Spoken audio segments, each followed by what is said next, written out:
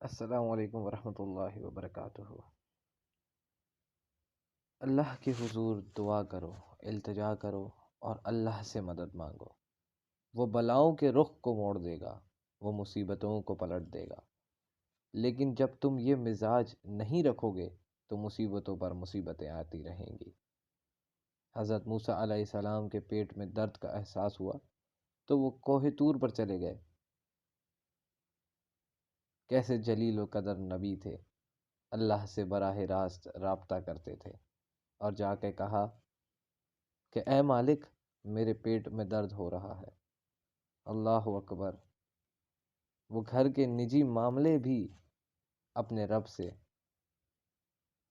سے ڈسکس کرتے تھے، اور کوئی ایسی چیز ہوتی وہ بھی رب سے عرض کرتے۔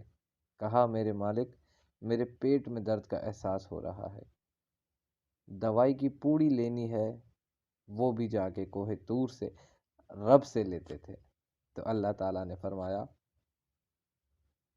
فلاں جنگل چلے جاؤ، وہاں اس شکل کے پتوں کی بوٹی ہے، اس کو توڑو، نچوڑو اور پانی پیو، تمہیں شفا مل جائے گی۔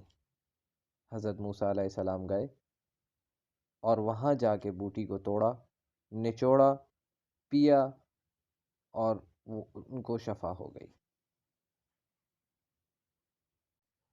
کچھ عرصہ گزرا، دوبارہ اسی طرح کا درد جاگا۔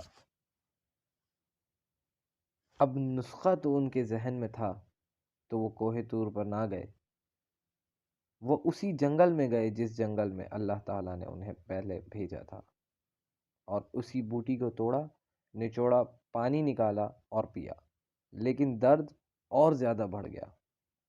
پھر دوبارہ آئے کوہ طور پر اور فرمایا اے میرے مالک، میں نے اسی طرح اس درد پہ دوبارہ وہی بوٹی کا پانی پیا، لیکن میرا درد بڑھ گیا۔ اللہ پاک نے فرمایا موسیٰ، اب جو آئے ہو کوہ طور پر، پہلے ہی آ جاتے تو عرض کیا اے میرے مالک، بوٹی بھی وہی اور درد بھی وہی۔ فرمایا سب کچھ وہی، لیکن پہلے میرا حکم تھا اور اب میرا حکم شامل نہیں۔ شفا بوٹی میں نہیں، شفا تو میرے حکم میں رکھی ہے۔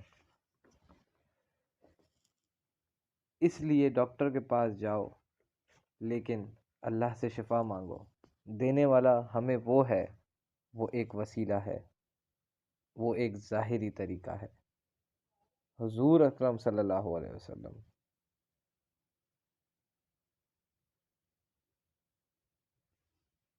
اللہ اکبر۔ خوبصورت ارشاد فرماتے ہیں اپنے اموال کو زکوٰۃ سے پاک کرو اور اپنے مریضوں کا علاج صدقے سے کرو۔ حضور اکرم صلی اللہ علیہ وآلہ وسلم نے ارشاد فرمایا کہ اے بندے، کہتا ہے میرا مال میرا مال، اس مال سے ایک مال وہ جس نے کھایا اور ضائع کر دیا، دوسرا اس کا مال وہ جو اس نے پہنا اور پرانا کر دیا، اور تیسرا اس کا مال وہ جو اس نے آگے بیچ دیا۔ فرمایا باقی اس کے وارثوں کا ہے، اس کا نہیں، اس لیے ہم راہ خدا میں خرچ کرنے کا مزاج بنائیں۔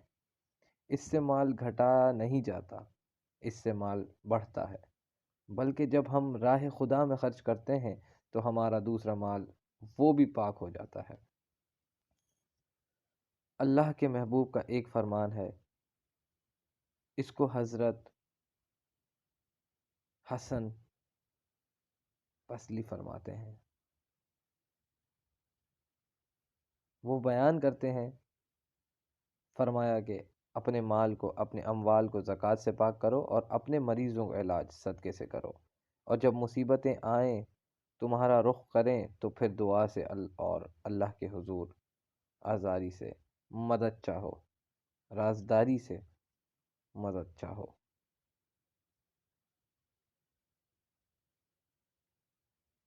آج ہم جب صدقے کا مزاج بہت کم کر چکے ہیں، کسی زمانے میں ایسا ہوتا تھا جب کوئی بیمار ہوتا تھا تو وہ سب سے پہلا کام لوگوں پہ کرتا تھا کہ صدقہ دیا کرتا تھا، ڈاکٹر کے پاس وہ بعد میں جایا کرتا تھا، حکیم کے پاس پھر جایا کرتا تھا۔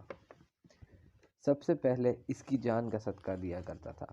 صدقہ قضا کو بدل دیتا ہے، تقدیر کو بدل دیتا ہے۔ صدقے سے اپنے مریضوں کا علاج کرو، اصل ڈاکٹر کے پاس جانا، علاج کروانا سنت ہے۔ اس کی ممانعت نہیں ہے، لیکن یہ بات ہمیشہ ذہن میں رکھیں کہ ڈاکٹر کے پاس دوا ہے، شفا نہیں، اور شفا اللہ کے دست کرم میں ہے۔ اس لیے جب بھی بیمار ہو جاؤ تو پہلے صدقہ کرو اور پھر ڈاکٹر کے پاس جاؤ۔ اللہ اس صدقے کی برکت سے ڈاکٹر کی دوا میں شفا رکھ دے گا۔ اللہ پاک ہم سب کو اس سب پر عمل کرنے کی توفیق عطا فرمائے، آمین ثم آمین۔